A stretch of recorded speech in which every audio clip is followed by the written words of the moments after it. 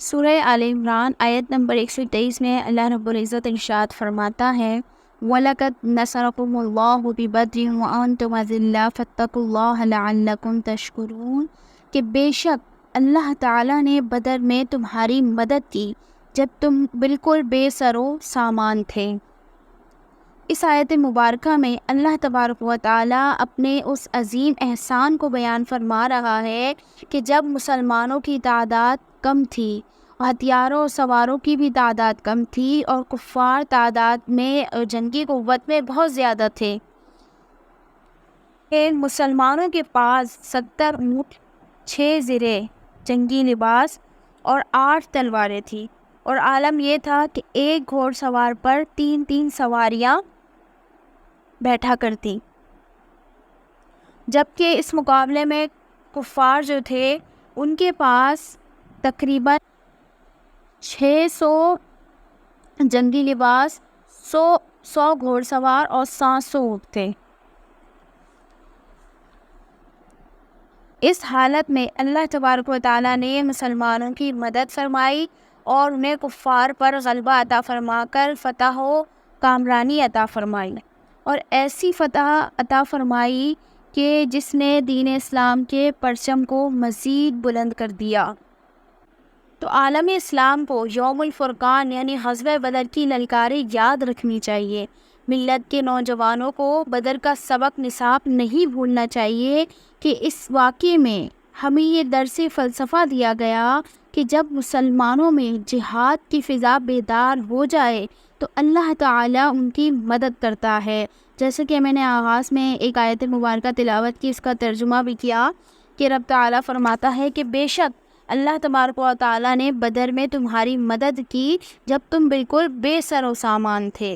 تو اس رب نے کس طرح مسلمانوں کی مدد کی، کس طرح کفار سے لڑنے کی قوت ان کے اندر پیدا ہوئی، مسلمانوں میں کہاں سے طاقت آئی کہ انہوں نے ہزاروں کے لشکر سے جو ہے مقابلہ کیا، کہ 313 کا لشکر ہزاروں کفار پر غالب آ گیا۔ تو جب فضائے بدر پیدا ہوگی تو ہی جو ہے جہاد ہوگا۔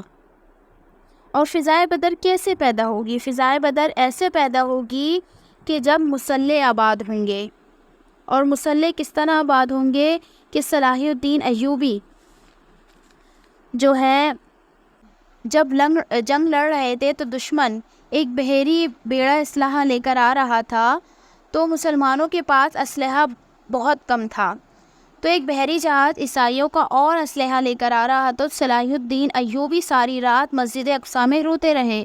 صبح ایک بزرگ ملے، رات کو بھی ان کو دعا کے لیے عرض کی، اور پھر صبح عرض کی، کہنے لگے بزرگ سے کہ آپ دعا کیجئے اللہ تبارک و تعالیٰ جو ہے مسلمانوں کو فتح عطا فرمائے، کیونکہ مسلمان بہت کمزور ہے اور عیسائیوں کا ایک اور جو ہے بحری بیڑا اسلحہ لے کر آ رہا ہے۔ تو بزرگ فرمانے لگے کہ وہ تو بیڑا غرق ہو گیا۔ صلاح الدین ایوبی نے عرض کی کہاں غرق ہوا؟ تو بزرگ نے فرمایا تو ساری رات روتا رہا ہے، تو تیرے آنسوؤں میں وہ غرق ہو گیا ہے، اب نہیں آئے گا۔ کچھ دیر کے بعد خبر مل گئی، واقعی بحری بیڑا پانی میں ڈوب گیا ہے۔ تو یاد رکھیں زندگی میں آپ کسی بھی محاذ پر لڑ رہے ہیں، اگر حق آپ کے ساتھ ہے تو پھر اللہ کی مدد آپ کے ساتھ ہے، اور اگر حق آپ کے ساتھ نہیں تو جتنے مرضی آپ بہانے کر لیں تو آپ کچھ نہیں کر سکتے۔ غور کریں آج فلسطین میں کس قدر جو ہے ظلم و بریت کا بازار گرم ہے، کس طرح شیرخوار ننھے بچوں کو زخمی کیا جا رہا ہے، ماؤں بہنوں کی عزتوں کو تار تار کیا جا رہا ہے۔ آخر کہاں ہے یہ حکمران، کہاں ہے یہ اس دین اسلام کا نعرہ لگانے والے؟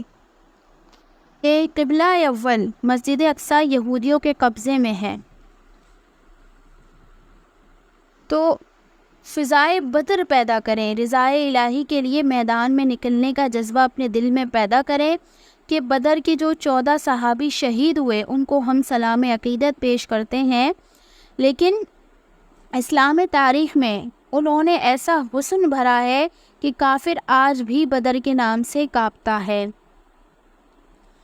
دین کے معاملے میں نام نہ بنائیں، کام کریں۔ جو کام کرتا ہے اللہ تبارک و تعالیٰ اس کا نام بھی بنا دیتا ہے اور اس کا کام بھی بن جاتا ہے۔ تو یاد رکھیں کہ بے نشانوں کا نشان مٹتا نہیں، مٹتے مٹتے نام ہو ہی جائے گا۔